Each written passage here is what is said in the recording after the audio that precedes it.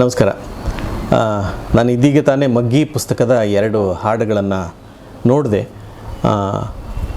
ಹರಿವರಾಸನಂ ಹೆಸರು ಕೇಳಿದಾಗಲೇ ಸ್ವಲ್ಪ ನನಗೆ ವಿಶಿಷ್ಟವಾಗಿದೆಯಲ್ಲ ಹೆಸರು ಅಂತ ಅನ್ನಿಸ್ತು.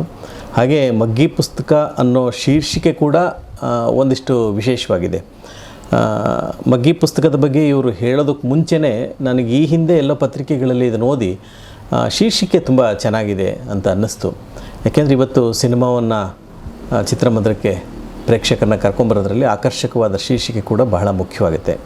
ಮಗ್ಗಿ ಪುಸ್ತಕ ನಮಗೆಲ್ರಿಗೂ ಯಾಕೆ ಮುಖ್ಯ ಆಗುತ್ತೆ ಅಂತಂದರೆ, ಕನ್ನಡ ಮೀಡಿಯಮ್ನಲ್ಲಿ ಓದಿದಂಥ ಪ್ರತಿಯೊಬ್ಬ ವಿದ್ಯಾರ್ಥಿಗೂ ಮಗ್ಗಿ ಪುಸ್ತಕ ಬಹಳ ಪ್ರಮುಖವಾಗಿರುತ್ತೆ. ಅದು ಬಹಳ ಪುಟ್ಟದಾಗಿರುತ್ತೆ. ಅದು ಕೆಲವೇ ಪುಟಗಳಿದ್ದರೂ ಕೂಡ ಅದು ಇಡೀ ಬದುಕಿಗೆ ಒಂದು ನಮಗೆ ಆಧಾರವಾಗಿರುತ್ತದು. ಯಾಕೆಂದರೆ ಅಲ್ಲಿ ಬರುವಂಥ ಲೆಕ್ಕ ಆಗಿರಲಿ, ಮಗ್ಗಿ ಆಗಿರಲಿ, ಬರೀ ವ್ಯವಹಾರ ಜಗತ್ತು ಅಷ್ಟೇ ಅಲ್ಲ, ನಮ್ಮ ಬಾಂಧವ್ಯಗಳನ್ನು ಉಳಿಸ್ಕೊಳ್ಳೋದ್ರಲ್ಲಿ, ಪ್ರಕೃತಿಯ ಜೊತೆಗಿನ ನಮ್ಮ ಸಂಬಂಧಗಳನ್ನು ಕಾಪಾಡ್ಕೊಳ್ಳೋದ್ರಲ್ಲಿ, ಮನುಷ್ಯನ ನಡುವಿನ ಬಾಂಧವ್ಯವನ್ನು ಬೆಳೆಸ್ಕೊಂಡು ಹೋಗೋದ್ರಲ್ಲಿ ಮಗ್ಗಿ ಅನ್ನೋಂಥದ್ದು ಕೆಲಸ ಮಾಡುತ್ತೆ. ಮಗ್ಗಿಯಲ್ಲಿ ನಾನು ಯಾವಾಗಲೂ ಕನ್ನಡ ಮೀಡಿಯಮಲ್ಲಿ ಓದೋ ವಿದ್ಯಾರ್ಥಿಗಳು ಅಂತಲೇ ಪದೇ ಪದೇ ಒತ್ತಿ ಹೇಳ್ತೀನಿ.